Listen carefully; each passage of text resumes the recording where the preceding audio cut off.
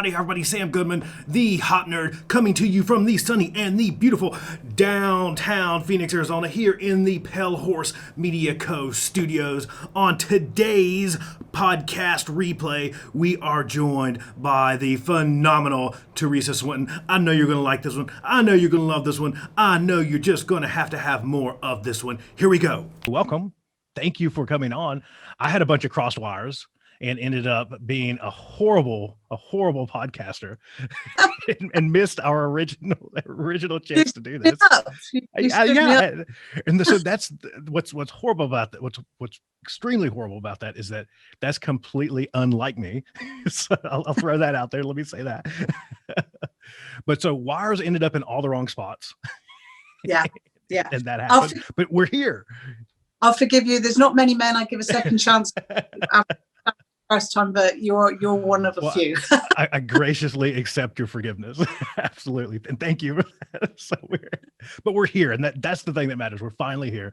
So for those folks out there that, and I can't imagine that they haven't heard of you or the stuff going on with Paradigm, or I can't imagine that. But for those folks out there in a cave, that have, did you say Sky, that have Sky internet, yeah. that have not heard. Who are you? I'm Teresa Swinton, and I'm the founder and one of the directors at Paradigm Human Performance. We're based here in the UK. We also have an operational company called Paradigm Human Performance Inc. in the United States, and we have been operational for 4 years. It's our fourth birthday this month, and we provide thank you.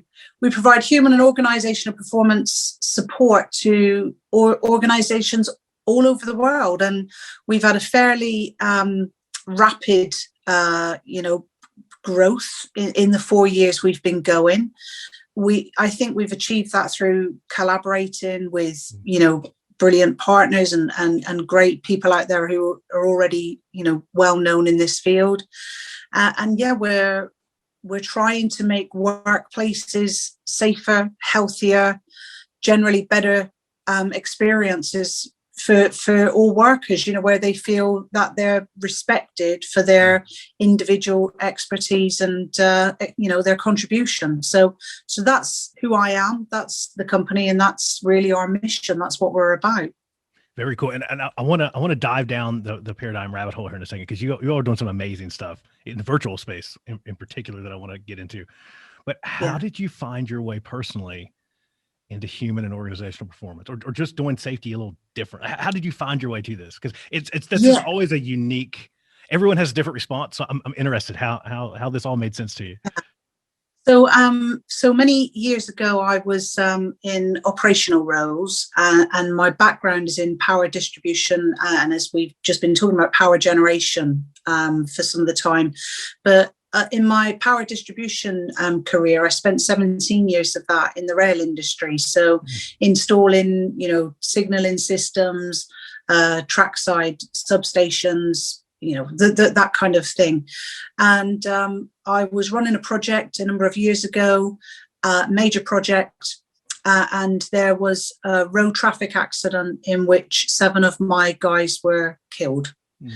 And basically, at that time, I'd come up through the sort of admin type route, into the industry that I was in, and got given lots of opportunities to try something new, and ended up eventually running projects.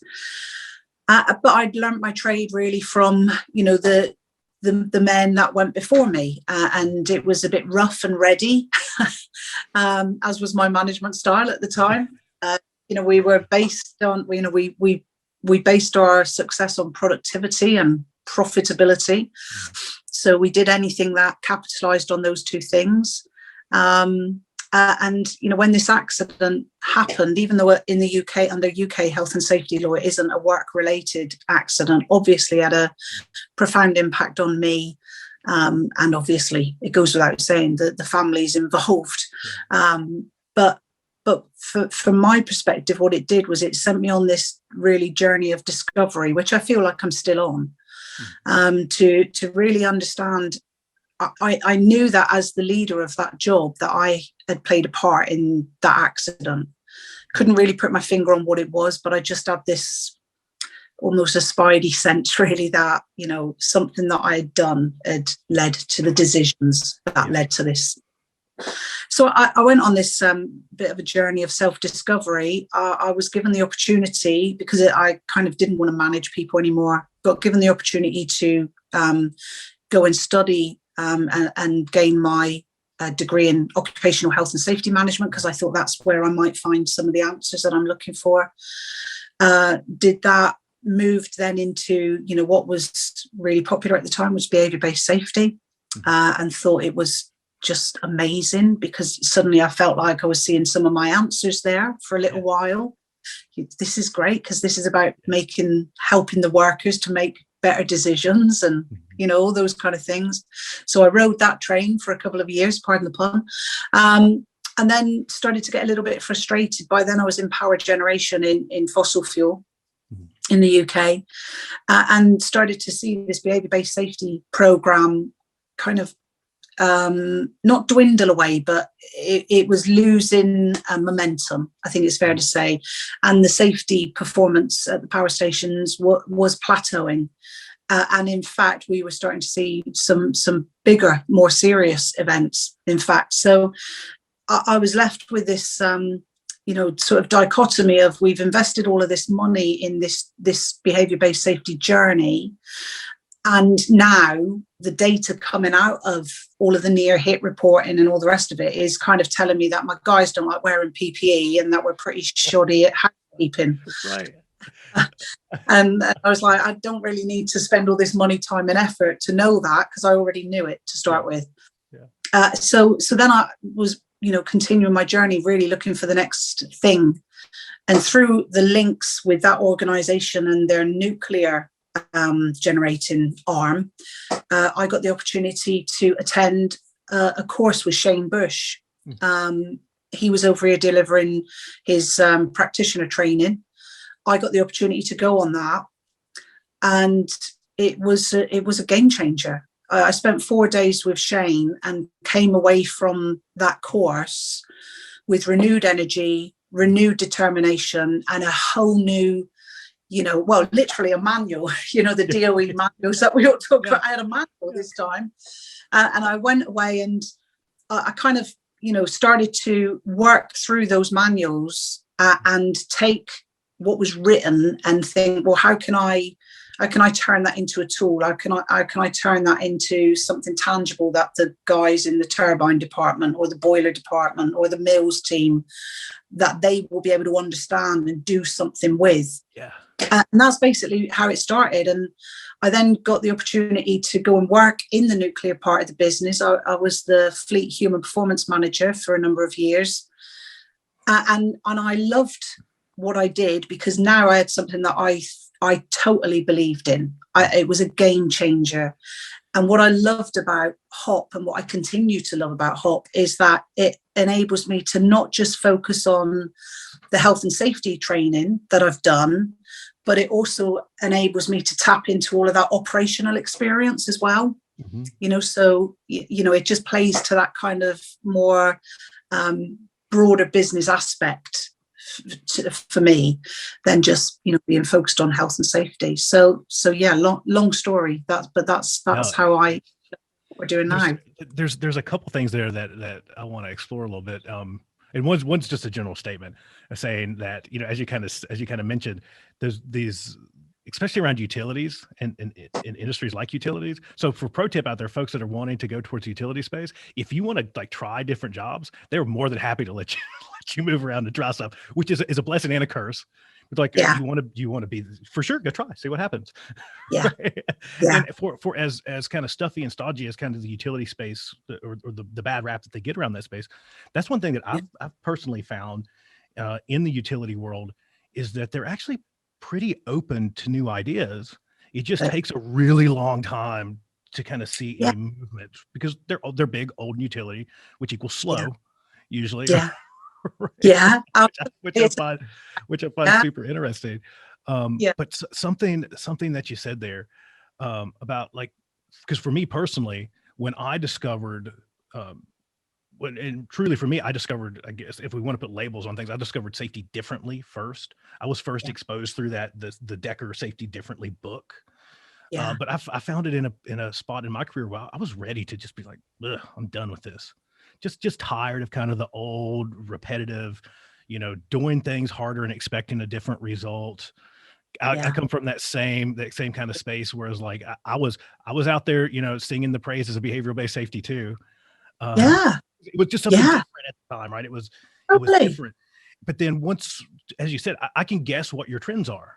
It's housekeeping, it's PPE, and it's barrier tape.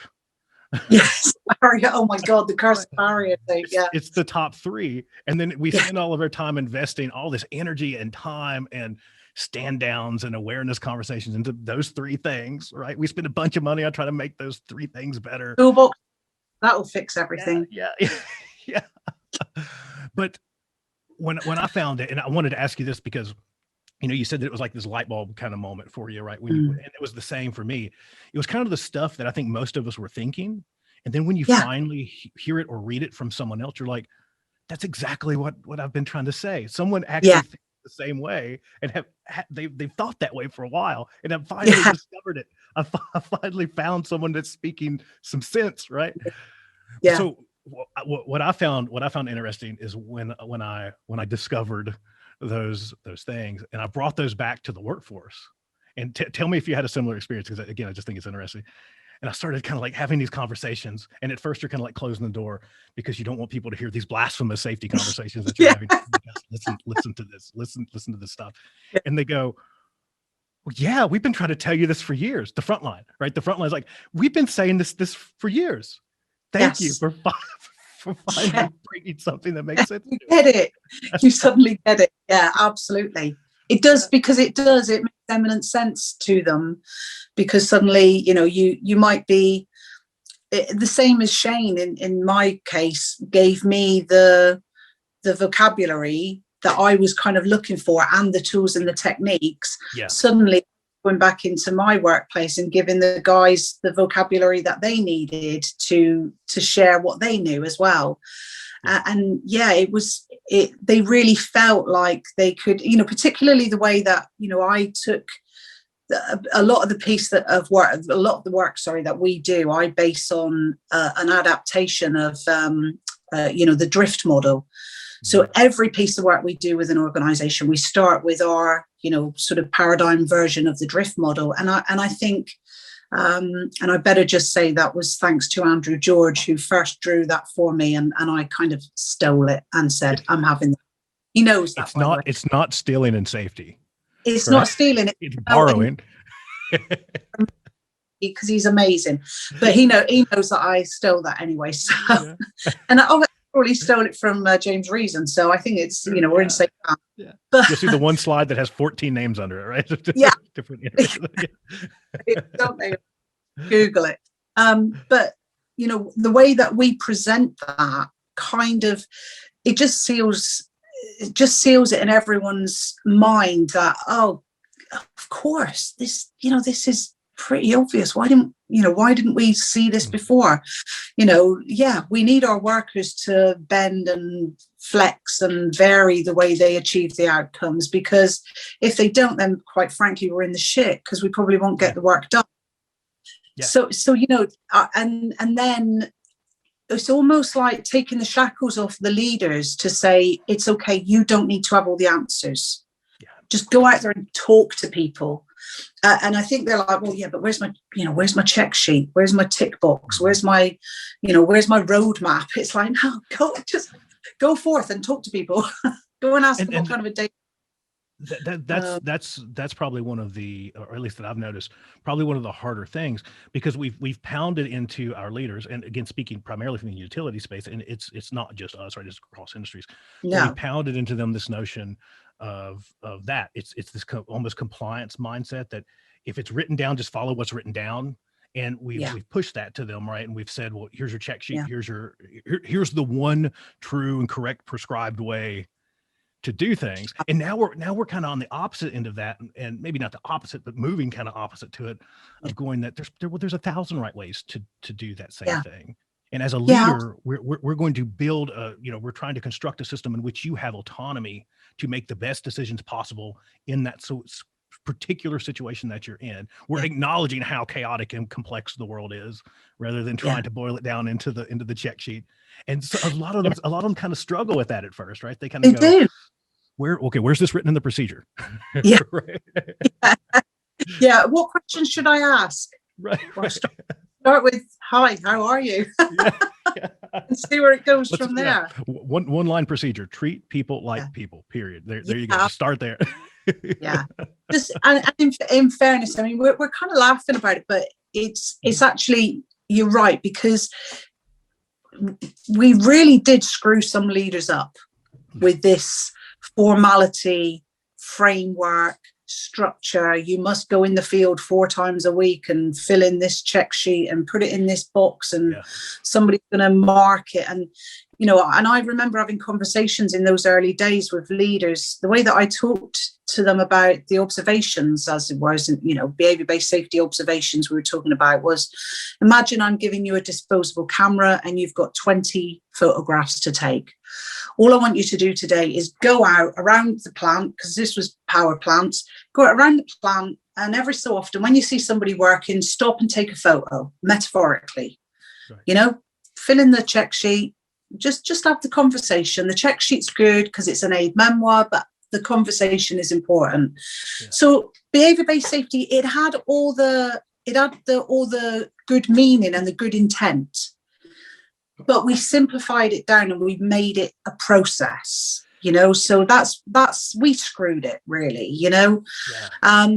So I think what we did, we set this expectation around leaders that they would almost use this clipboard, or this, in our case, it was a little card that they had to fill in. It was almost like a physical barrier. We gave them another physical barrier. We took the desk away and made them go out there, but then we gave them another physical barrier. Yeah. So now I've got a clipboard between you and me.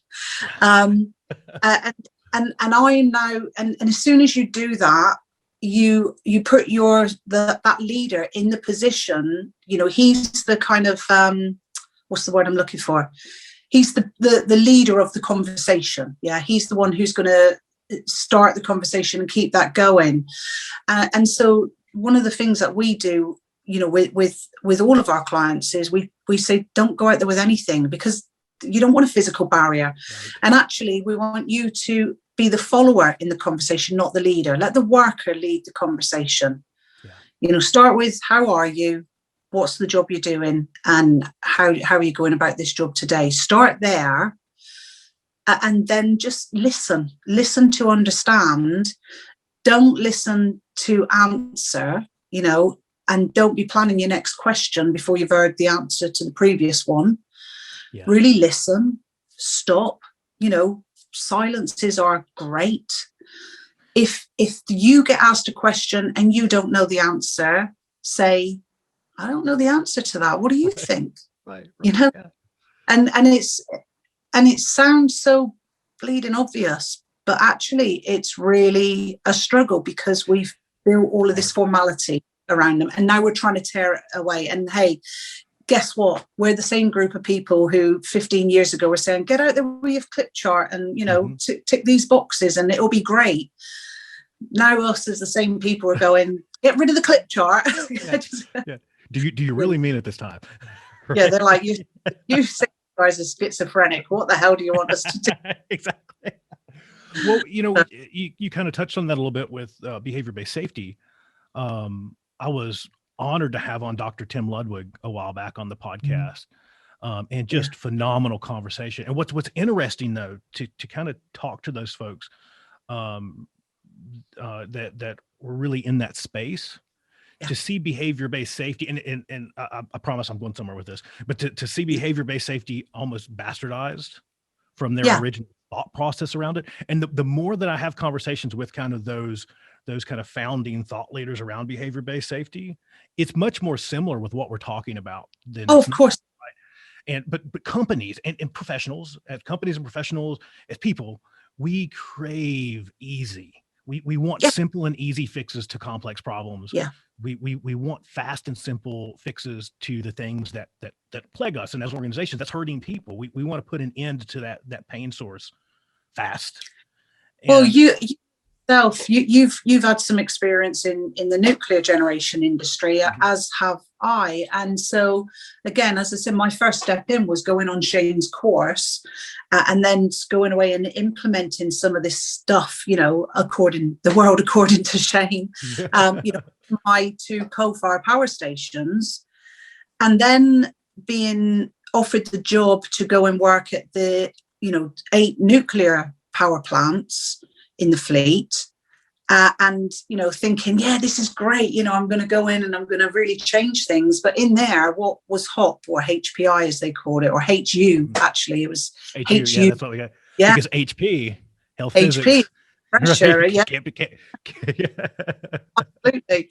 But going in there, all HOP or all HP was 10 tools and leaders in the field.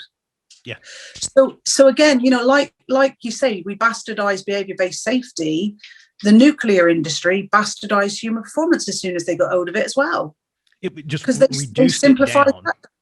Right. Yeah. Reduced it down to something that would fit on a card that would go on a lanyard. Yes. Right? You have one side, air traps, air precursors. Yeah. Right? Oh, yeah. And then the other side, as you said, you have those HU. We'll stick with the nuke term. You have HU tools, and so it's just that simple. And it was the way that it was interpreted by a lot of utilities was exactly that, right? Of saying, well, here's the air precursors, air traps. If you just use these 10 tools, then in these situations, nothing bad ever happens again. Yeah, because you won't make errors. Right. And what made that even worse, right, was that when you do have a problem, we're very quick to use those tools as a roundabout way to blame you for having a problem. Did you do point, touch, verbalize? Did you do exactly? Did you? I haven't got a bloody clue what a star is, but did you do one? Well, and even to that point, they get to the point to where certain utilities are going, did you star it? I'm like, wait a second. Yeah. Were you? And the problem with that too, kind of not to pick on kind of nuclear HPI. No, we are. I love to pick on them. Don't get me wrong. Because I've got many friends that are still there, right? Yeah. As I'm sure you do too. I love to call and pick on them. But you take a tool like STAR, right? Stop, Think, Act, and Review, where it's an operational tool. We're thinking about, our actions and what those actions are going to result in, and kind of envisioning that, and then seeing if turning this valve actually resulted in the action that we wanted. And then we apply that to something wonky, and we'll say, well, but did you stop, think, act, and review before you went up the steps? Like, wait a second, this is a pretty specific tool. So using the right tool in the right place for the right reasons,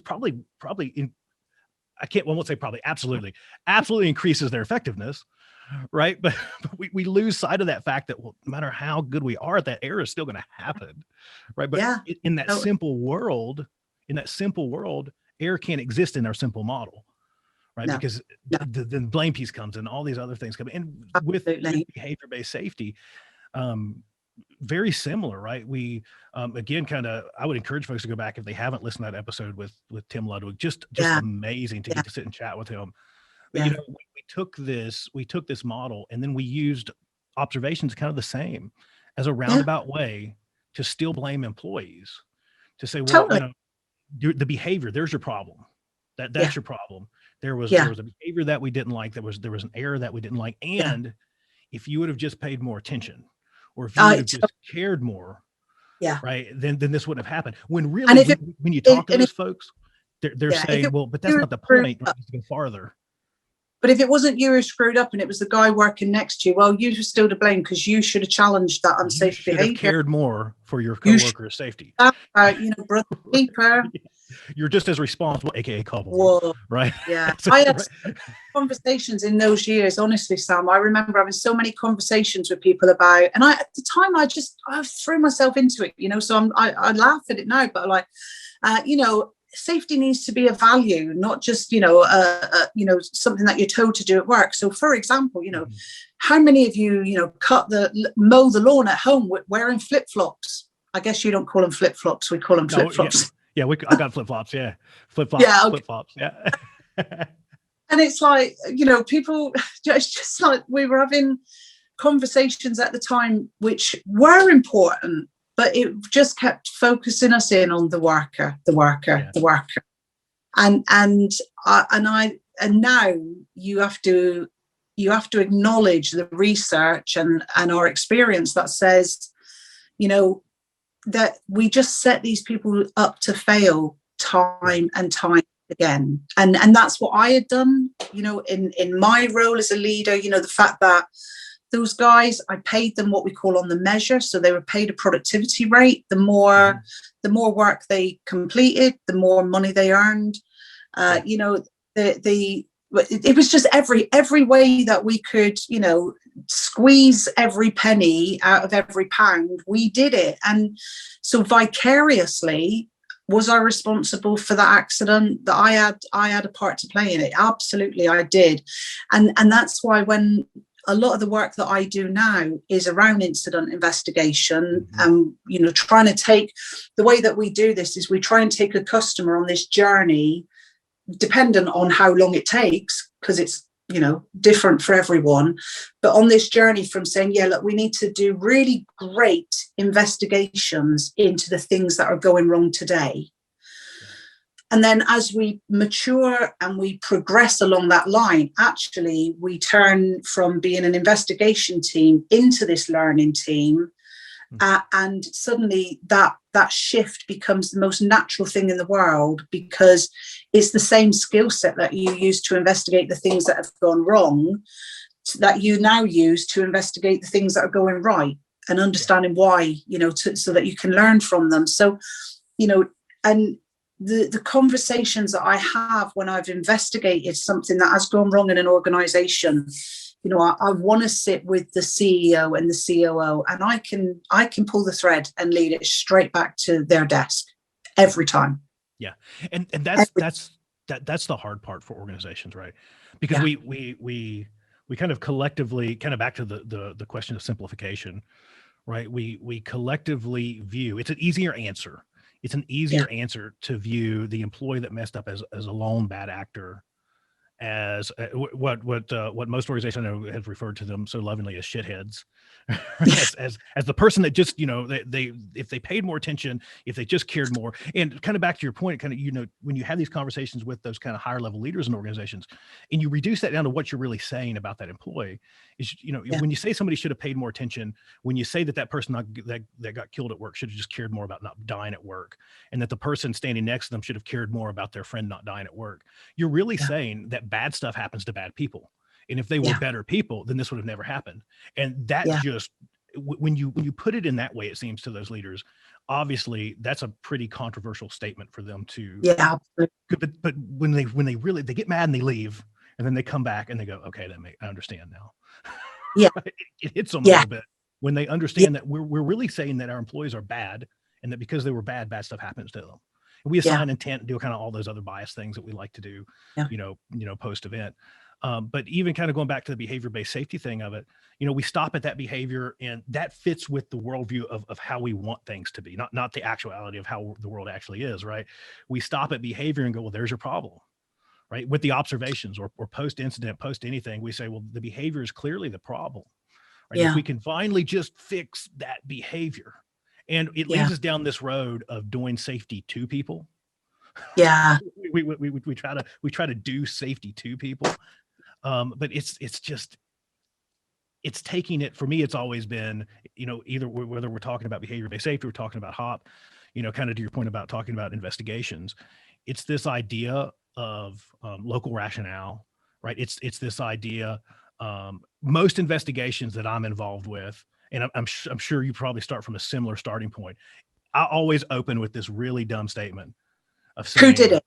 Right. this really dumb, broad statement. Is that not what you do? Is like, it's the assumption, right? It's starting with better assumptions, right? It's these conversations that we have around assumptions a lot, rather than seeing error as the cause of bad things that happen and seeing people as the cause of those errors, right? Starting with this better assumption of saying that, okay, everything made perfect and total sense to this person until suddenly it didn't anymore. And unfortunately, when it didn't, they cut off a finger, they got gouged in the eye, something bad happened, right? But step A, step B, step C was all perfectly sensical until all of a sudden, ow, right? And just shifting that mindset Just Yeah, and taking it's a been completely different direction. fine for the last 20 years, every single day when we've done it in exactly the same way. It was just, the shit hit the fan today and our luck ran out. Right. But we had 5 days a week, 365 days a year to go out there before this accident and see exactly the same activity taking place. Yeah. But we failed to do that. And now today, because we've got the unwanted outcome, now we give a damn. That's not fair. And that's where a lot of, we trace a lot of that back too, right? Is how we define safety, how we define success. Kind of as you just mentioned, we could have done this job in these horrific conditions this way 1,000 times, and because we've had positive outcomes, we're viewing that as success. Yeah, absolutely. The 1% time that we actually have negative outcome, now we're blaming people usually. Yeah. But when they're making do, when they're adapting, when they're getting shit done in the field, when they're making it work for us and they're doing it efficiently and safely, usually in an extremely flawed setting, right? We're clapping and we're going, you all are awesome. You guys make do with what you've got. And we draw that assumption back to assumptions that, well, everything's going right because they're following the rules. Everything's going right because error is not present. Everything's going right because all of that stuff that we can easily find post-event must not exist. It surely can't exist because they're having great outcomes. But then obviously when that outcome occurs, then we pull out the the magnifying glass. But there's error. Look, they didn't follow the rules. They used the wrong tool for the job. And then the blame, right? The blame starts to pour in. Well, and the thing is that at that point in time, with the spotlight on that worker, where it's like, did you follow the procedure? No. The likelihood of that worker at that point in time looking up and saying, no, but actually, can I just say that none of us in this team ever follow that. He's not going to take his team down with him. Absolutely not. And so it's like, and we work with so many organizations who are like, just slap on the handcuffs, give me the disciplinary, whatever, man, let me just get back to my job, because we've been telling you it's shit for years and you've not done anything about it, and the thing is, this is why organizations need to, and because I get asked a lot, well, what is all this about learning from successful outcomes? How do you do that? What is that? How do you know? And I'm like, is your share price going up? Is your productivity rates going up? And as a leadership team, you don't think you've done much? Guess what? And this last 12 months, we've had a lot of people, a lot of companies are out there, kind of saying, hey, look, we've done so much more with so few staff, and our product, this is our best year ever, and it's like, go and ask some questions. Why? Before you celebrate and pat yourself on the back, go and understand how you got the outcomes you've achieved in this last year. Because if you're operating on not 40% of your normal workforce, and power stations have from our background, they sent all the non-essential workers home and curtailed outages or whatever else it is. Well, how the hell did you manage to achieve such a great year of availability? What was going on there? Because you can bet your ass that's where your workers have been, flexing and duct tape, band-aids. and we're peering down, right? We're peering down going, everything's great. Outcome's good. Productivity's up. Yeah. Exactly. Yeah. We're looking down and we're going, well, this looks fine to me. Outcome's good. Everything must be fine. And to your point, it's the power of listening, of tuning your leaders in your organization to listen to those that actually get stuff done. Yeah. And the harder part, I think, for organizations to go down that path of listening is first you have to create environments in which honesty is possible. Yeah. And I don't even throw around trust, because I think organizations just overuse the word too much. And that's what I tell them. I'm like, I don't care around the big T word around trust. I don't know if I'll ever trust the company that I work for, right? It might not be wise, right? I don't trust my bank. I don't necessarily trust my government from day to day. I definitely don't know if I'm going to trust my employer, but if I can create an environment in which you can be honest without fear of me smacking you around, putting you in the corner, harming you in some form or fashion. If I can create that environment, even though you might not trust me, that you can be honest with me, But how can you, sorry, I'm interviewing you now. No, you're fine. You're fine. Can you create that without trust? Because we've had this conversation in our team, and this was Gareth actually who came up with this. We were debating about what comes first. If he had written something in one of our papers which said something about a psychologically safe environment results in trust and transparency and blah, blah, blah. And I kind of said, hang on a minute, is that the right way around? Or does trust and transparency result in a psychologically safe environment? We probably have a bit of a chicken and egg question, right? Oh, chicken and egg. So without kind of, and I haven't read obviously what Gareth has written, but no. To kind of hear that order though, I would probably lean into some of his direction there, of saying that, to me, trust is more than likely, and again, I'm not the expert on organizational psychology and psychological, psychological safety, but just as a layperson examining that and kind of my work around that space with just individuals and organizations, is that trust would seem to be the byproduct of that honesty. Because if I start to develop an environment in which you can say something, right? I'm just putting myself in that position, right? Yeah. Saying, okay, it seems like I can say this. Let me try a little bit and see what happens, right? And I can, last week we didn't follow the rule. I kind of shield myself to see if I'm going to get beat, right? And then back to reactions and how reactions matter, right? Based off of the reaction that the organization gives back to me for that honesty, then it's either going to be good or bad. It's going to either cripple trust or it's going to grow it, right? Yeah. And it's from there, I'm going to kind of continually try that. Okay. Well, the week before we didn't follow it either. Kind of see if I'm going to get beat. Yeah. Right? Yeah. And that's just, again, that's my lay 2 cents. No. I'm sure Gareth painted that a much more eloquent picture. Yeah. That's what more clever at this than I am. Yeah. But so the argument, or not the argument, sorry, the counter to it is trust is something that I own. Yeah. And I can choose to give you my trust. And I think this is where the conversation came out of, actually. It was like, there are two types of people in the world. There are people who trust first, and then, I give you my trust and it's yours to lose. Mm-hmm. Or there are people who choose to not trust, to mistrust, and actually my trust is yours to earn. Yeah. So there's two different things. So Gareth's point, if I remember rightly, he'll probably come on and go, no, it was the other way around. But anyway, whoever's point was that as a leader, you have to give that trust.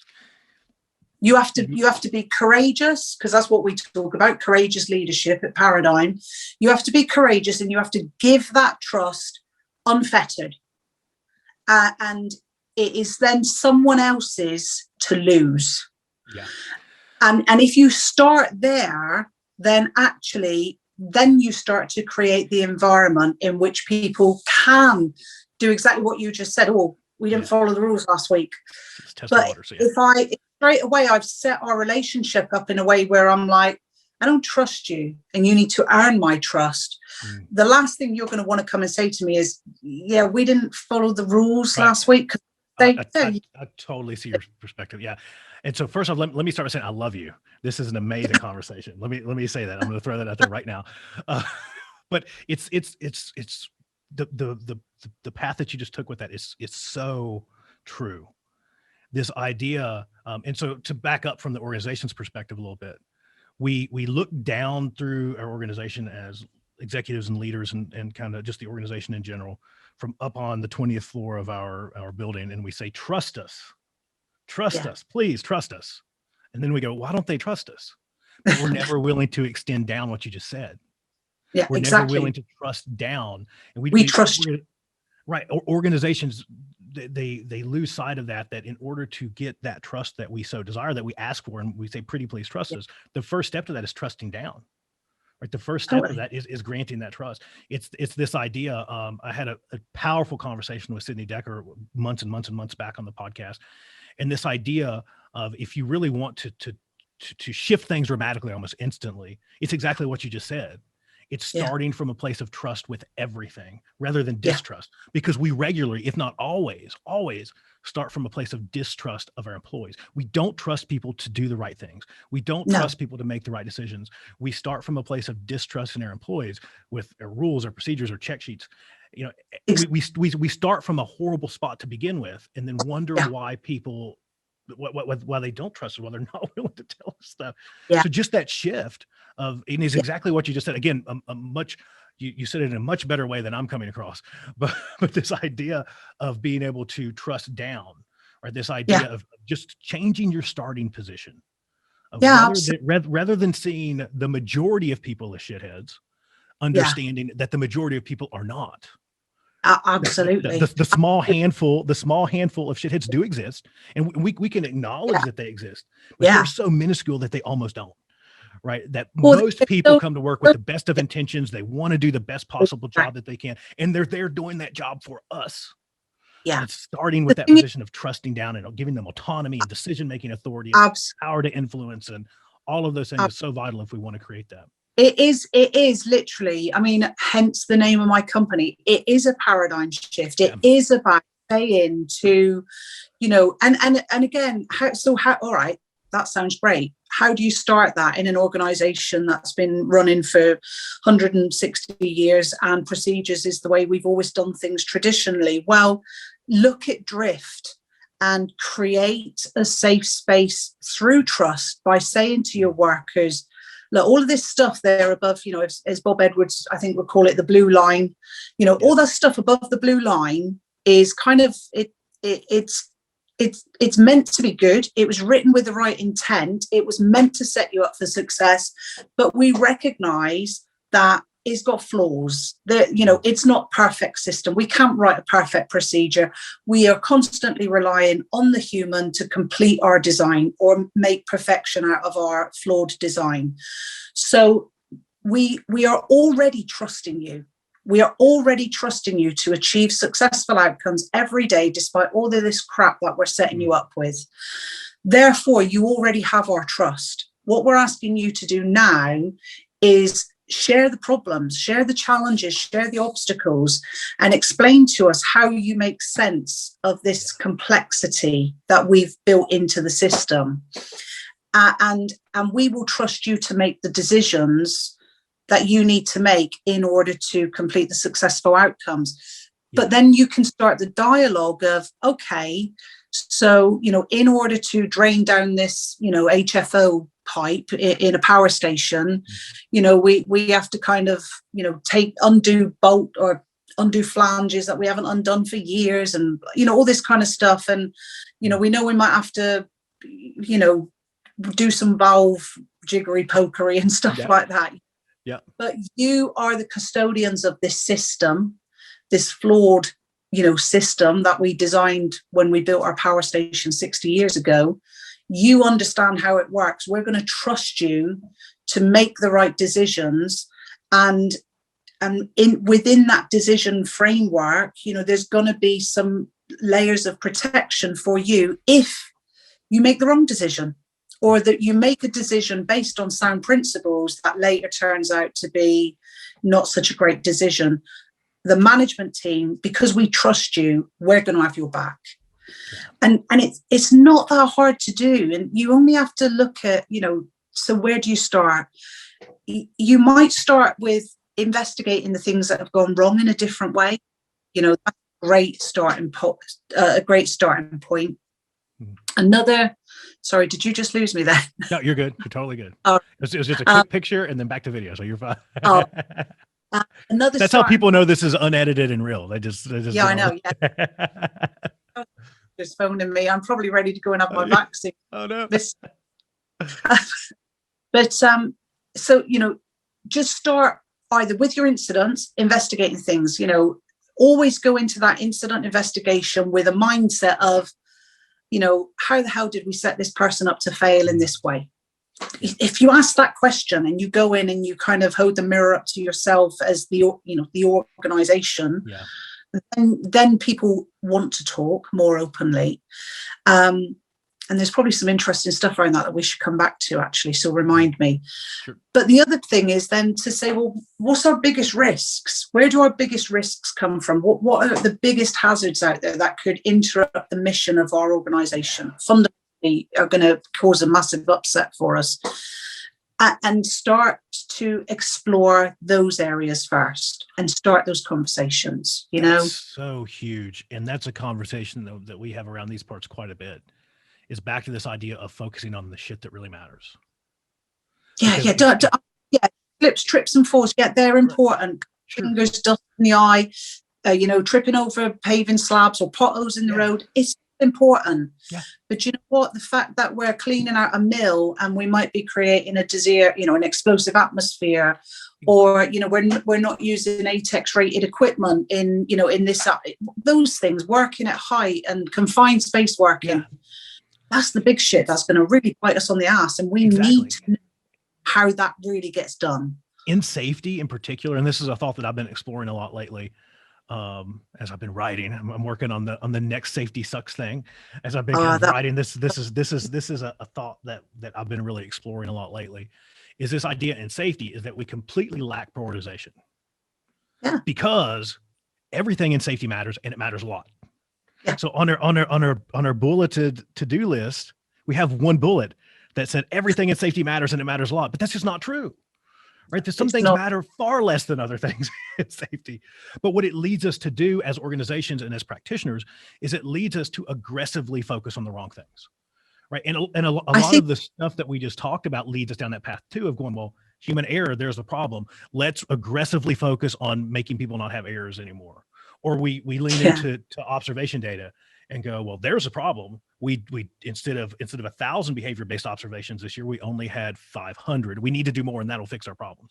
And we just spend time creating more and more complication in our already chaotic and complex worlds. We do, and I think to your point there, those things, it's such a difficult conversation to have, because from a health and safety practitioner's perspective. And I'm generalizing, I know. And it'd be really interesting if your listeners go, generalization is what we're good at around here. It's completely wrong. The thing is, when something goes wrong, that's attributable to a failed safety control or whatever it is, then the organization looks to the safety manager and says, how the hell did that happen? And what the hell are you doing about that? Traditionally. Yeah. But when you apply that logic to, so somebody came into work, nothing to do with health and safety, by the way, but they stole something. Let's say they stole something out of a cupboard, a laptop. And just making this shit up as I go along. Yep. They stole a laptop. They're a thief. Yeah. At no point in my experience does anyone bring the HR manager in and say, how the hell did that happen? And what are you going to do to stop that? How did they get through our controls? Yeah. Right? How did you manage to employ such a stupid person? Because the HR manager obviously is going to go, I'm not responsible for the people that you employ. Right. I just provide a framework for you to operate within. And I'm not responsible for the fact that this person just stole a laptop out of the store cupboard. Why is that my problem? Did your trending in human resources not indicate that this probability? Exactly. And there you go, you're laughing because that's the bullshit of it. That's the life we've lived in, right? As practitioners, anyone that's a safety practitioner and has been for more than a minute, right, is got to be dying laughing right now too, right? Because we've all been called on the carpet to say, well, how did you finance manager, our share price has dropped. Finance manager, what the hell are you doing about this? Why didn't you see this coming? How are you going to correct the fact that somebody overspent on their budget this year? I didn't have the credit card in my hand at the I expect your 47 corrective actions by the end of the week, right? Absolutely. But we're so enamored with this idea of predict and prevent, right? And I'm not rallying against prevention. Prevention's a great thing.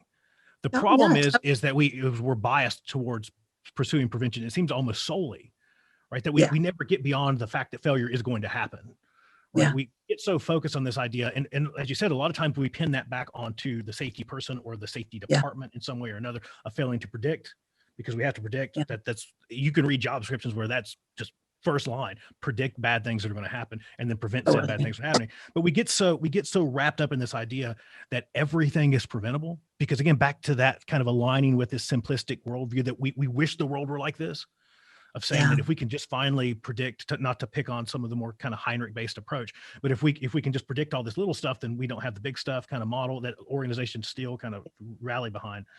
But that leads us down this path of an over focus on prevention when we're already really, really, really good at prevention. Most organizations don't regularly cut off arms. They don't regularly blind people. They don't regularly kill, which should indicate that we're already really good at prevention. Maybe the problem is on the other side of the equation. Where, it's back to the right starting points and the right assumptions, as we've been kind of chatting about, kind of the golden thread through most of this. I'm saying prevention is great, but it's going to break down. It's always going to fail at some point. It is, Sam, and the time when it fails, and the time when all of this, and it's a really difficult question to answer, and I don't think it's probably not a problem you and I can solve on this podcast today, but maybe we could have another one and sort it out then. But when somebody has been injured because they tripped over a loose curbstone in the parking lot, and they suffered a concussion or worse, then suddenly that comes back into sharp focus. And so almost your attention in your organization is always drawn to the last bad thing that happened to a person. And so that, if we take our eye off the ball on the dust in the eye, and there's a concern or there's a worry or a fear that, we want to go over here and focus on these really big hitters, these high hazards that, process safety, as we've talked about, things like that. But if we take our eye off the ball and somebody slips over a curb and cracks their skull, then I'm going to have made the wrong decision. And that is such a dichotomy to try and deal with. It's so hard because you're quite literally having to disconnect in their head those two events. Definitely. Right? Because we're still leaning back into that idea that those are somehow connected. Right. That if we get enough folks that are tripping over that loose stone, that are tripping over, the parking block, that are tripping over the crack in the pavement, that if we get enough of those, that's going to cause us to kill somebody. And again, it's I say that we kind of generally, we're to blame for that, because for many years, leaders were taught that you prevent big things by just focusing on the little things. Yeah, absolutely. So we created an entire generation of leaders that think their sole job is to focus on the little things, and they completely avoid what we were just talking about. The stuff that actually kills people. But I think some of that is getting folks to acknowledge stuff for what it truly is. Like, using that specific example, that person trips over that stone, they fall down, they crack their head. We get them the care that they need, right? We take care of them. We get them back to work. We take care of them the best that we can. Yeah. In that particular situation, understanding that it's disconnected from those kind of more grand events. The worst possible thing that could have happened just happened. Yeah. That was, I mean, right. Other than maybe some insanely freak accident that trip actually killed somebody, right? One in a bazillion chance, right? Absolutely. The worst possible thing that could have happened. So with that being said, let's take care of the employee. Let's fix a loose stone. Let's move on with their life, and then focus on the stuff that's more important, right? Yes, except Sam, that if that was the worst thing that could have happened, just happened. However, if the worst thing that can happen, if I'm a leader at the organization that you work in, and you trip over and crack your skull, but you have a concussion, that's the worst thing that can happen to you, and that's pretty bad.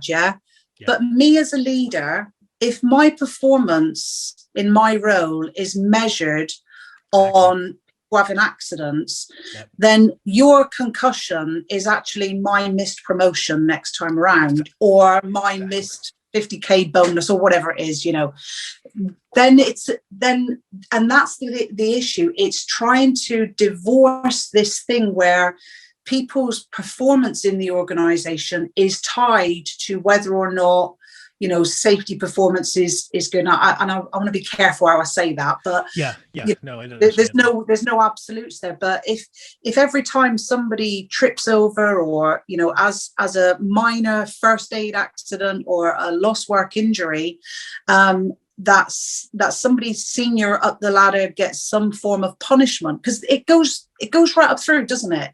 Absolutely. We're really trying to tell our leaders, don't punish workers for errors. And for what we're also doing, don't punish the worker for making an error. Punish the one of his work. You're going down a path that is near and dear to my heart, because we've again having similar conversations. It's neat to see that kind of folks, as far apart as we are, that we're having similar thoughts and conversations around this stuff. Because one of the fatal flaws that I've seen around that is that when we go and we start having this initially in a less mature organization, when we first start having that conversation and we convince people that, okay, blame doesn't really fix anything. Let's stop blaming employees. Let's move more towards learning. Then often the thirst and desire for blame is still in the organization. We just move it up a couple levels. Exactly what you just said. We say, well, if the next best thing, and it feels almost as good, is to blame the leader. Yeah, right. Because somebody's got to be accountable somewhere. Right. And back to understanding that those leaders, it's easy.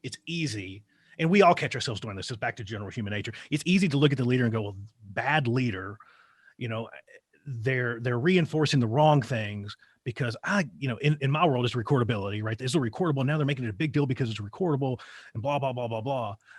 But then when you take a step back and actually start to understand the context, the situation that they're in, and the decisions that they're making based off the pressures, right? The pressures that the organization induces in that situation is saying that you're going to miss out on a lot of money if you have one too many of those.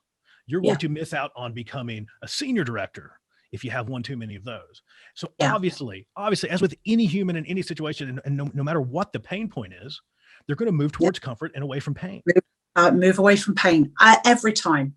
Now, somebody who's done some really great work on that, and I don't know if you've had her on the podcast, so forgive me, but is a lady called Diane Chadwick-Jones. Have you met Diane? I have not. It sounds like I'm going to have to. Yeah, you really do need to. She recently retired from BP, but she was their human performance, head of human performance for BP Global. And what she managed to do, and she achieved lots in her time at BP, don't get me wrong, but for me, one of the most significant things was divorcing safety related targets from execs package, their sort of their reward package, and that I think is a game changer in any organization. So if you haven't yet spoken to Diane, then I suggest to her. But because for me, this whole piece around, we need to set our workers up for success, and as leaders we need to do that. But as the body corporate, we also need to set our leaders up for success. Absolutely. And the ownership of that sits with the board, or the owners of the business, or the exec, whatever it may be. Now, again, this is another sort of pet peeve of mine, if you like, is something we talk a lot about with our clients. Is typically our organizations these days, they're set up for short-term management. So we tie our leadership teams up in performance metrics, and we make them dance to that tune. But also, we're in this constantly changing and growing sort of environment in our organizations, where those people typically are only in a job 2 or 3 years. So that drives this behavior of, we'll keep it straight on my watch. And there's no benefit to the individual to think about long-term change, long-term goals, long-term strategy beyond his or her tenure, because, hey, I'm only being measured on what I achieve, Do good, survive the 3 years, and move on to my promotion. Absolutely. absolutely. And everything, and I'm sure you're the same, you know, when we work in organizations, we see the effects of that right down at, you know, with the guy and the girl who've got the shovel in their hand.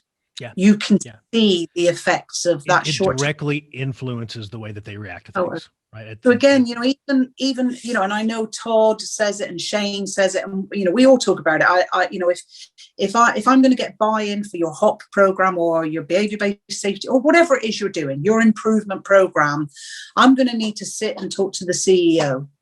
For me, yeah, that would be a good starting point. But you know what? Let's go back to the shareholders. Let's go back to the board. Let's go back to the people who actually set this whole organization up and say, do you know what? You are accountable for the long-term performance of this business. Therefore, you need to have strategies in place that out-survive the short-term tenure of the CEO and the COO. You need to be thinking longer term. And I guess, you know, I always sort of refer to, you think about Simon Sinek with the infinite game. And, you know, I mean, that's such a powerful message in that. But and it's almost like, you know, when I read any of Todd's books, I'm like, damn, that's the book I wanted to write. Right. You know, but for me, that's where it all starts. It all starts in the way that the organization is set up, and then the way that we employ these people on these short-term sort of, you know, come in, you know, do the head crop, turn the business around, bring in a change program. But then we're going to measure the next person through the door on exactly the same things. We're not going to say to them, right, what we want you to do now is continue that journey, continue on the same trajectory. We don't. We go, what are you going to do with this then? It's your train set. Go play. Well, and so it's exactly because that and a lot of where we're kind of talking about is around the middle portion of our organization, which obviously either propels change or cripples it. Right. The middle is the hardest piece to impact. You know, that's the hardest part to get moving forward. And especially, as you said, if you don't have that right message and tone set from as far up and back as you can go, as far towards the blunt end of the organization as you can go. Yeah. You know, because you kind of have that, as you said, you have these performance measures, these performance metrics. And this middle is kind of in this churning state in most organizations. And hearing you say that really, really hits home with me, because every organization that I've been around has the exact same thing. This kind of 3 to 5 year cycle of middle management leaders that's constantly either churning up or out of the organization, right? It's kind of, we're kind of working to go up, and then I'll make a difference, right? Once I get up there, I'll make a difference, or I'll flee and climb the ladder, kind of the other ladder, and make a difference in a different organization. But we measure them, and as you said, we just kind of give this kind of across the board thing of, and a lot of times the safety metrics are included in that. And we can't continue to preach that safety isn't really, we don't want to define safety as an outcome and still measure it as an outcome, and still beat people over that outcome, right? But even farther than that, one thing that I've noticed is that we never really set those leaders up for success to begin with. No. Right? We promote leaders because they're really good at whatever they did before. Yeah. Right. Great technique. You were the most productive. You were, you know, this and that and the other. You were how we often say it, right? You were the go-getter. You were the self-starter. You were the go-getter. That means that you're instantly going to be a great leader. Not true. Right? And we forget that, well, maybe we need to chat with them and figure out the areas that they need a little bit of help in, that they need a little bit of more understanding in. Maybe we should pair them with a mentor that is well versed in those areas. You know, one thing, and I hate this word. I hate soft skills, because they're really not that soft, right? They should be essential. I don't know what you right. So this idea of soft skills, but we never have those conversations with our leaders, right? We rarely, if ever, give them some meaningful education or something, mentorship in how to approach people. A lot of the stuff that we were just talking about, because not all just because you were good at producing doesn't mean you're going to be great at having that conversation. I know when I first started in this world, I was horrible. Right. Believe it or not, this long-winded bag of hot air that I am now, right. That I was horrible at going out and being like, hey, what's up? How you doing? You know, crippled with shyness, right? As a lot of folks are when they first find themselves. Intimidating. Yeah. Right. So to help support leaders through that, to help enable those conversations, to help give them the tools that they need to be a successful leader, we just have most organizations, again, generalizing, right? Put out the announcement, just generalization. Most organizations just kind of skim over that real quick and go, oh, okay, you're a leader.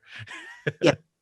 Well, I think you're absolutely right. And I think there's a couple of points to pick up on there. So in our organizations, again, typically we think that all recognition is almost done through promotion to leadership. We don't respect expertise. So the fact that, if you've got a really great craftsman, and I keep referring back to power stations because that's kind of what we got in common. But if you've got a really great craftsman who works in, the turbine team in a power station, and then the only route to pay increase or some form of recognition is to move him up through the leadership route, then we're setting ourselves up to fail. And what, we did some work on this in our power stations around, we have the technical route and, and the leadership route. And then there was a third, which was like a professional route as well. If you wanted to be like, a human factors design engineer, for example, you could go up this very professional route. But again, not enough organizations do that. You get to a point where, okay, I've been here 10 years. I'm a great crafts person. I understand this job inside out. I don't really want to be a leader, but I deserve more pay. I deserve a higher pay packet. I deserve whatever it is, a better package all around. Yeah. But actually, no, they're squeezed into the sausage machine of, well, if you want that, you've got to be a manager. Mm-hmm. And we work with a company at the moment who has exactly that kind of process in place. And there's two things that happen. They squeeze them into this leadership shape tube and say, there you go, get your up there and do the job. And then they fail dismally. And then they don't go, oh, actually, you know what, we set you up to fail. Go back there and be the great craftsman that you were before. Yeah. They go, you're fired. Now you're no good at all. Yeah. You're no good at all. Or they go up there, they're not particularly great leaders. Yeah. But they wing it, they get through, they get by. But what happens is when you really need them to be leaders, and that's typically when the pressure's on, something's going wrong, we're losing market share, productivity's down, whatever. At that point, that person defaults to their safe space when the pressure's on. Yeah. So I've worked in so many power stations where, I've seen, a head of maintenance, a head of something, when the shit's hit the fan, he puts on his overalls, picks up a spanner and goes, I'll go down there and fix it. And you're like, no. that's like walking away from the steering wheel. Yeah. When the car's about to crash. You need to keep steering. You have gone beyond micromanaging to micro doing. Like you're gonna but it happens, and it's not his fault or her fault. Yep. That's what they know. How do you deal in a crisis? You pick up the spanners, you pick up the tools, and you go and sort the problem. Yeah. Whereas what all that person might need to set them up for success is that leadership development, mentoring, coaching to say, no, you keep your hands on the wheel and let the team behind you work on the engine, This idea of skills. This idea, this image that you painted of kind of this kind of like sausage making process of leaders is so true, right? As organizations, we desire consistency above just about anything else, right? And unfortunately, what we really create is consistent, safe mediocrity, right? We create an environment in which we reward mediocrity as long as it's consistent. As long as it's consistent, instead of embracing leaders and their unique abilities and skill sets, instead of saying, you're really good at this and this and this, how do we make you even better at that and that? And embrace your uniqueness as a person, as a leader. You might not be great at talking to people, but you're really good at this other stuff. How do we embrace your uniqueness? We go, no, that's okay. Just the stuff that's really good, cut that off and put it down here and just make it all even. So everybody's exactly the same, right? Lockstep uniformity is what we desire when really, and it's scary for organizations to go down that path of embracing uniqueness and embracing those things because we do want that. We want this just consistent, mediocre kind of level thing, when Yeah. really there's so much power in embracing the uniqueness that each person could bring Yeah. to that particular role, whether it's a leadership role or not, right? Any Yeah. role for that matter, right? It's just embracing folks' uniqueness and their unique skill sets and abilities that they bring from all over. They have hidden talents that we just neglect. And I think there's this other thing, and I don't know, I mean, it might be controversial to say it, but I remember many years ago when I first started to work in power distribution, I was working in, we were installing high voltage cables, oil filled or XLPE as they lay, but at the time it was oil filled. Yes, I really am that old. But so I remember being party to, I wasn't involved in it, but I heard the conversation between a very senior director and an engineering manager. And the engineering manager wanted a pay increase because he wasn't paid anywhere near as much as the cable jointers. Yeah. And you probably know, high voltage oil filled cables, right? Those guys, they're pegging it in, aren't they? Mm-hmm. So, and I remember that director saying, why do you think you need to be paid more than that? Well, because I'm their manager. How can they earn more than me when I'm expected to manage them? And this conversation, and I suppose in a number of ways I've seen that playing out today. And I think a lot of organizations are down this route where if you're a manager, you're at the top of the pay scale. But in that industry in those days, I think they did have it right because they recognized the unique skill set in those 400 kV cable jointers, right, and that they were quite literally a dying breed, sure, thanks to all the lead sheathing. But they were a rare skill set, and they needed to be paid a premium in order to retain that skill set. I think we've gone too far the other way, that we think that the leaders should be the highest paid and the best paid in our organizations. Mm-hmm. So that for me is the thing I think that I was trying to say. We pay you because you go up through the ranks and you are a CEO or a COO. But actually what we fail to do is recognize that the people who keep the wheels on the car when it's in a skid, they're the people that we should be recognizing and paying the premium. Because without them, then we derail. Without the leaders, we can, and it's that conversation, football, isn't it? You wouldn't expect a football, I know it's soccer, football, American, but I talk about Alex Ferguson, who was a football team manager. He managed a little football team here in the UK for a couple of years. He never went on when things were going wrong in the second half, he didn't sort of go and get his kit on and say, just get out of the way, lads. I'll dribble the ball up the field and I'll take a couple of shots at goal myself, or get out of the goalpost. I'll save them. That's not what a football manager does. No, and so a football manager doesn't get paid as much as a football player. And we don't have that in business. And maybe we need to revisit some of it.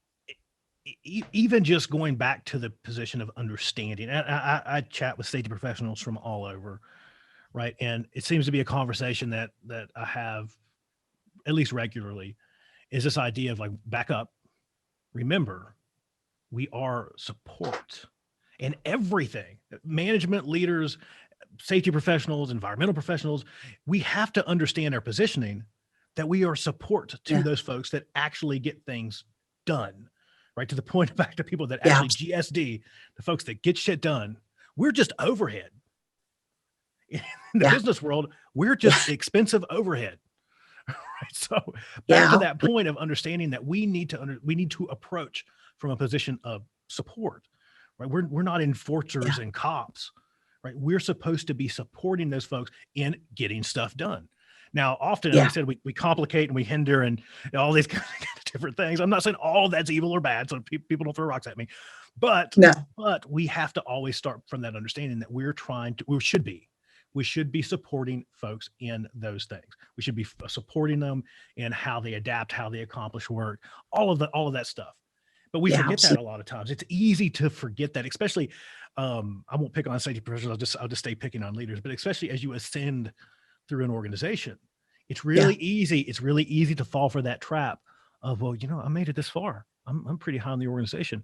Maybe I do have all the right answers. Maybe my opinion is better than the worker's opinion.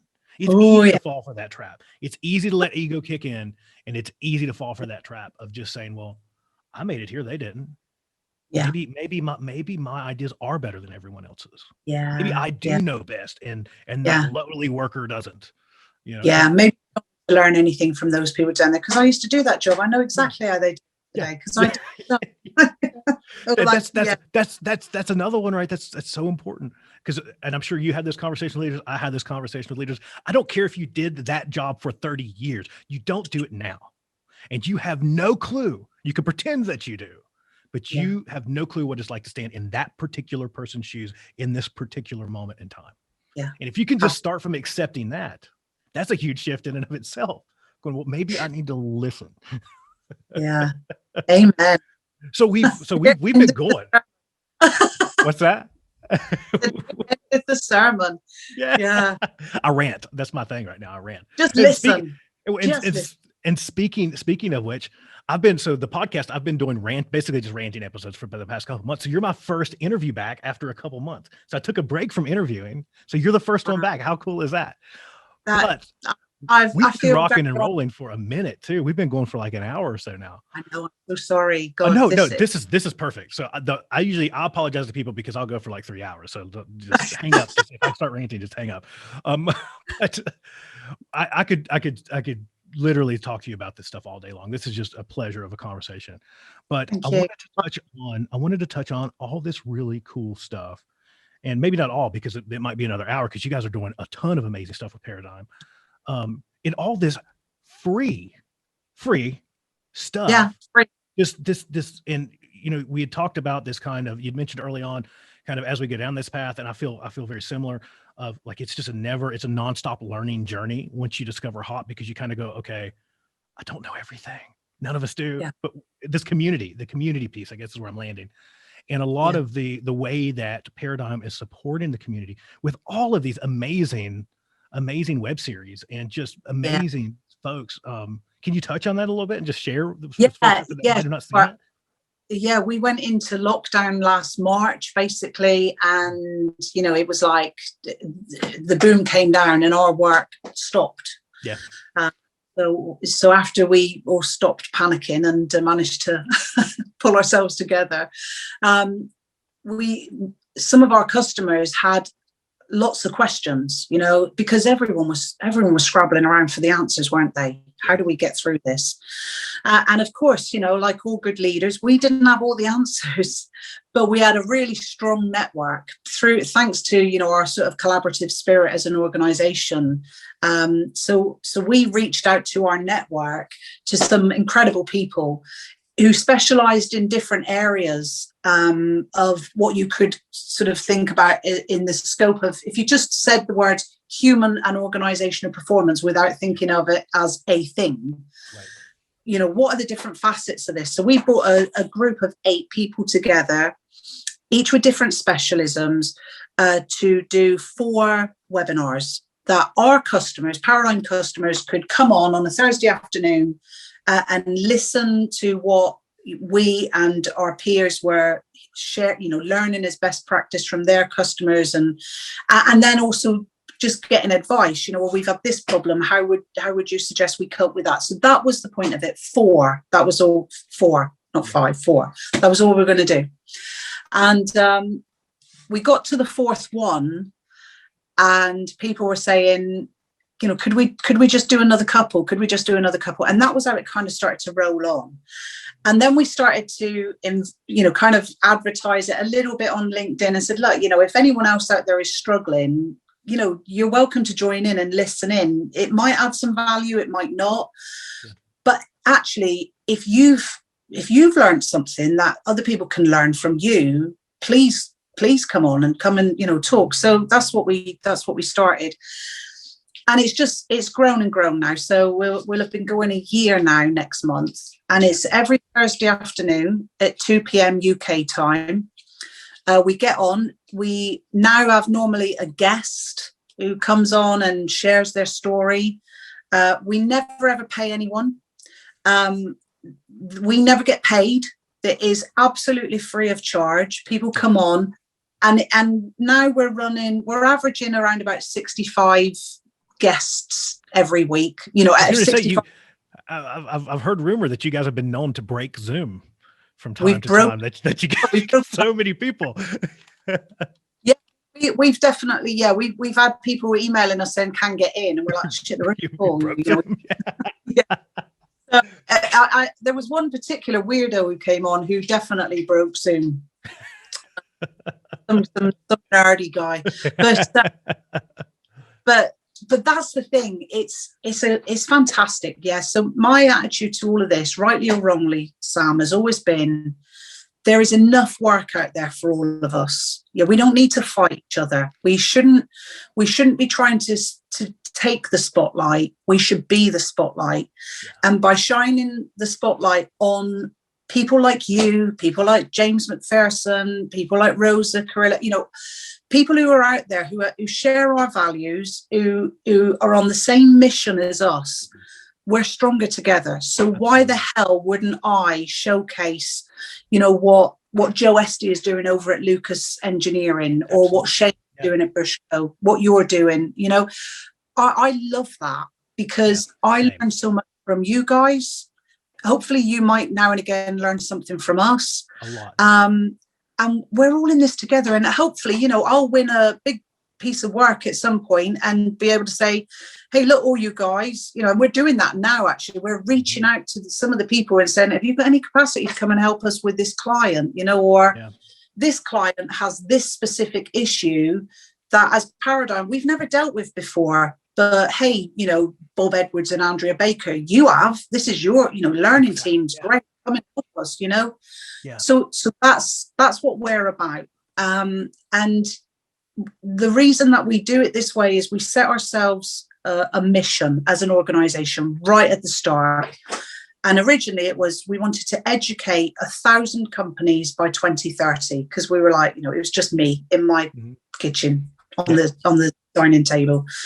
And I was like, if I could educate 1,000 organizations by 2030 about HOP and how transformational it can be, and how transformational it's been for me as a leader, my work here is done. You know, I can die happy. Exactly. We had done that in 12 months through speaking at various events, through engaging with clients, free work, shed load of free work our first year. Just while I'm sitting in my kitchen, I might as well be sitting in someone else's meeting room talking. You know, so somebody once told me that. Somebody once said that they said, well, if you give away enough work, people will eventually start paying you for it. They do. I'm waiting to, but apparently they do. It's coming. So that has always been my attitude, and it still is today. Yeah. So the webinars are a great opportunity for people, anyone, to come in, to listen to, you know, learn from someone else's story or a project that they're working on at the moment, to ask some questions, but also to kind of reach out to me or Andy or Gareth and say, you know, actually, look, I've been working on this thing in my organization, and I'd really like the opportunity to kind of talk about it. Yeah. And often we'll be talking to people who are nervous. They've never done it before. Right. So we spend a bit of time coaching them beforehand, you know, and we provide all of that free of charge, because the more people that are out there. So our mission now went from 1,000 organizations by 2030 to 30,000 by 2030. Now, in true Simon Sinek spirit, we recognize that we're not talking infinite game there.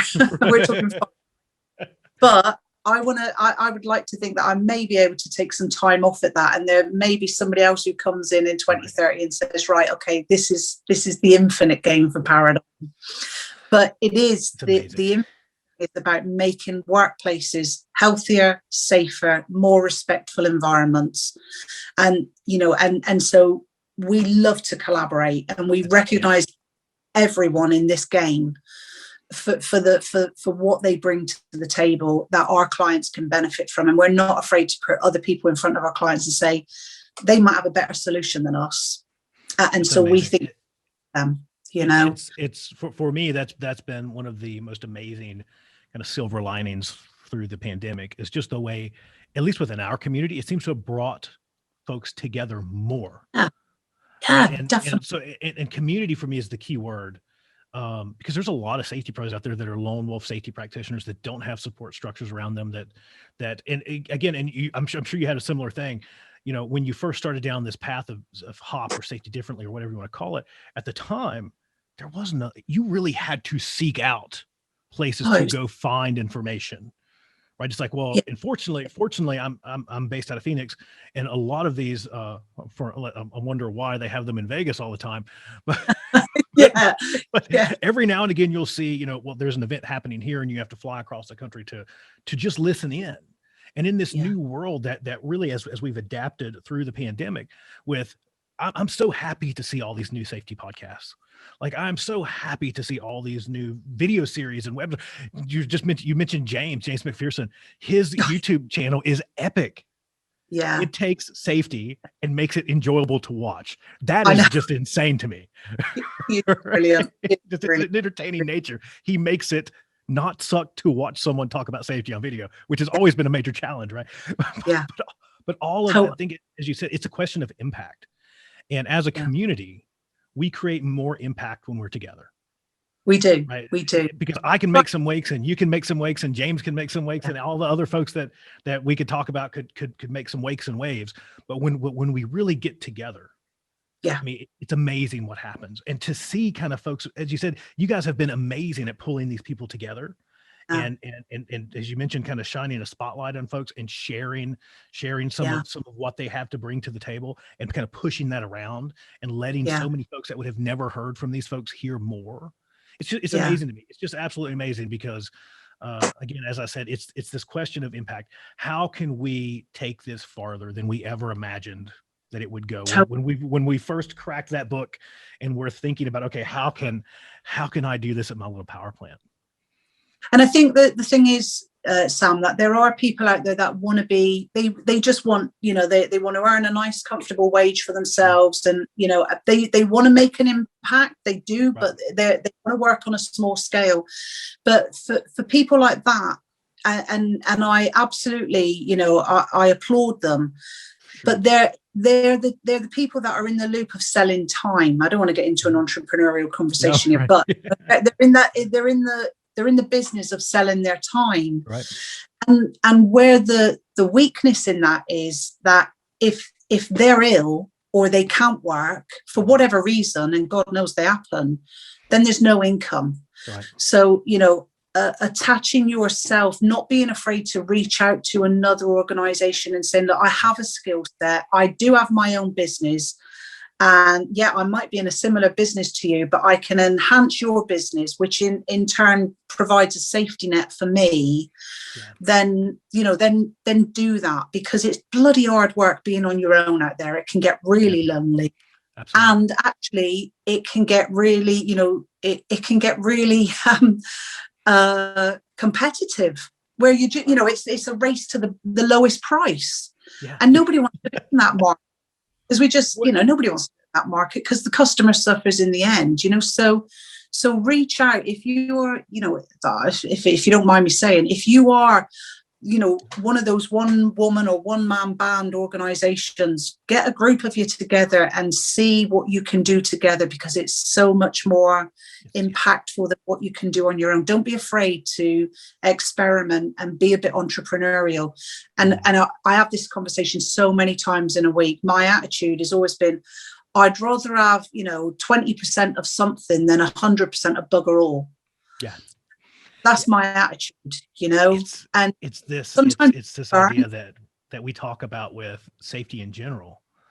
And even in this space, it's safe mediocrity versus risky innovation.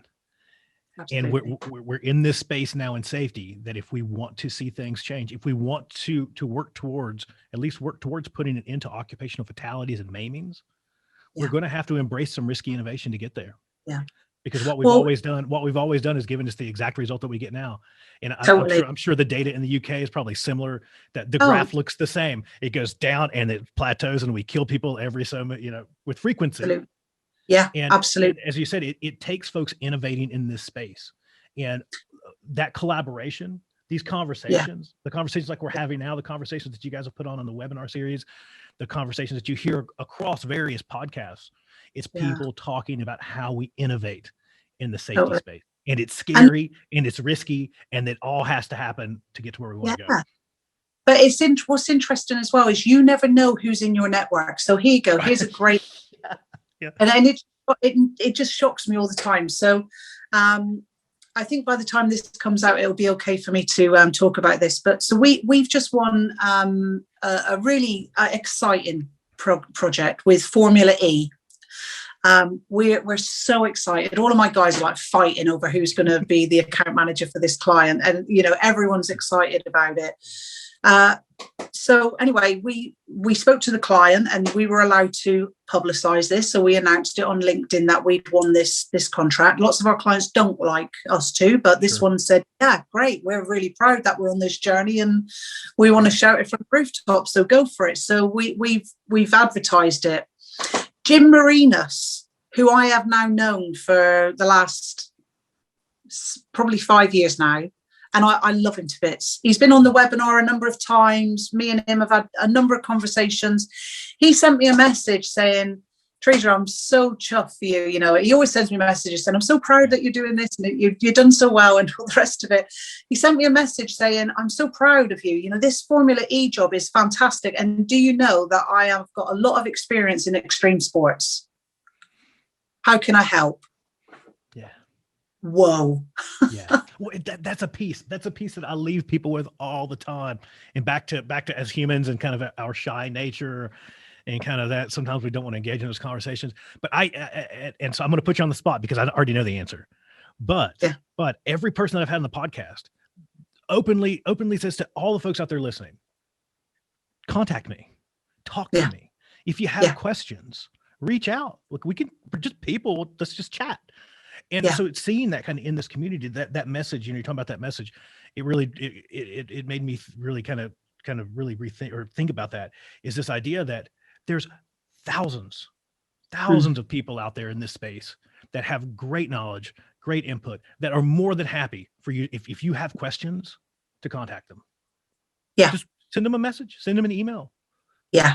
The conversations that I have had the opportunity to have with people that have just reach out to contact me through email, through LinkedIn direct messages, through Instagram, through anywhere there are people can contact you, have just been, because for me, it's a selfish reason too, because when people reach out, we learn more than they learn usually. Exactly. We all grow, and that's the most important thing. So please reach out if you can't get hold of me, then if you just write to someone at paradigmhp.com, guess what? It's going to go to someone in the team. Come back to you. Well, so speaking of which, how can folks get a hold of you and your team? I know you guys have a website. You mentioned the email address. It is www.paradigmhp.com, and paradigm is spelled PARADIGM HP.com. It's not paradigm, even though it looks like it. Our email addresses are, like our first name. So Teresa at paradigmhp.com, Gareth at Andy at, and so on. So, and you can, like I say, you can even contact us at paradigmhp.com and it will come through to all of us. So we'll answer it. We'd love to hear from you. Any questions at all, you can sign up, go on LinkedIn, follow the link for the webinar, or you'll find the link on our website. Once you sign up for one webinar, then you can listen to the whole back catalogue of all the webinars, including yours. Sam, yours is on there as well. Cool. We've had Todd Conklin on, we've had Jim Marinas, we've had Joe Esty, we've had James McPherson, we've had some amazing people. This Thursday, we've got Rosa coming on to, she's going to panel discussion for us. Very cool. I'm so looking forward to it. So she's kicking off our new series, which is about operationalizing HOP. So we're going to be talking to operational leaders in this series as a health and safety type people. So Rosa's kicking that off for us, which again is just fantastic. So cool. Last week we had Colin Nottage and James McPherson. They took over the webinar and they just did their thing with Project Militium. So please do reach out to us, share your stories. And, if you want us to share your story with other people, then we would love to get you on the webinar to do that. But again, if we can help you, even if we don't have the answers ourselves, we've got this huge network that we can tap into and find somebody who can help you, and connect you with people that you can help as well, which I think is also really important.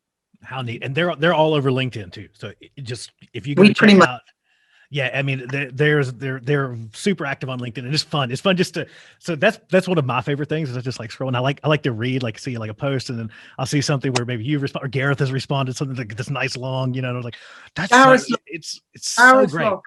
God. Well, we call him Brains. You know, call him Brains in our business. That he is like, and here's the side bit with Gareth. He's phenomenal. So he is like, he's prolific on social media. Yeah, I mean, I'm sitting here with. Oh, what a plug! Yeah. So for those of you that have not seen this, we're plugging Gareth's book Under Pressure, which I'm assuming is available on Amazon. This was actually a gift for me from a friend in the UK that had sent this over to me. It's case studies. It's story. So it's a really easy read. Lessons are really easy to take away from it. So he's phenomenal.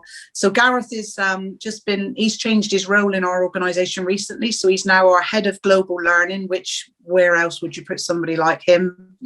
That's his bag. Yeah. So he's currently developing our e-academy. And we've just promoted Andy Whitley to our global operations director, as we call him, God. And so I hope to goodness that's his email signature. Yeah, not yet. After this podcast. So again, Andy, Phil Gillen, Bob Machetta over in the US. There, we've got some brilliant people in our team. I'm so proud of my team. I really am. You probably know that. I brag about them a lot. And so, yeah, any one of those guys and girls will be more than happy to help anyone wherever we can. Yeah, and absolutely. I mean, you guys are doing amazing things. Absolutely amazing things. It is just awesome to see. And again, the value that you insert into the community is just amazing. It's just amazing. So I'll end here, because if not, I will keep you here all day. I know. I know. I'm going to go and speak to person. I'm gonna. The crazy thing about this setting is that I'll start and it'll be daylight, and I'll look and it'll be dark and it'll be bad. But so our famous or our infamous question that we always ask people: any final words, any last bits for safety practitioners, hot folks out there, leaders, anything at all that you would like to leave them a final thought on, or something that's heart in your mind that you want to share with those folks? Yeah. Don't just remember, we're all making this shit up as we go along. Don't be afraid to try stuff, because your gut tells you it might work and it might be a good thing. The more you fail, the further you're going forward. Yeah. So that's what I would think. Yes, it's great to read Decker, it's great to read Conklin, it's great to read Holnagel, it's even great to read Goodman. But don't be afraid to experiment and make some stuff up, because nobody knows your organization and your culture like you do. So just take all of this free stuff, be like a sponge, soak it all up, and just go and play in your own organization. Because even if you only move yourselves one step forward from where you are now, that's an improvement. I love it. So be the curious innovator. Be the curious innovator. Innovate and experiment courageously. I love it. Yeah. That's all I've got. Thank you for coming on. Thank you, darling. Thank you for having me. I've really enjoyed talking to you as always.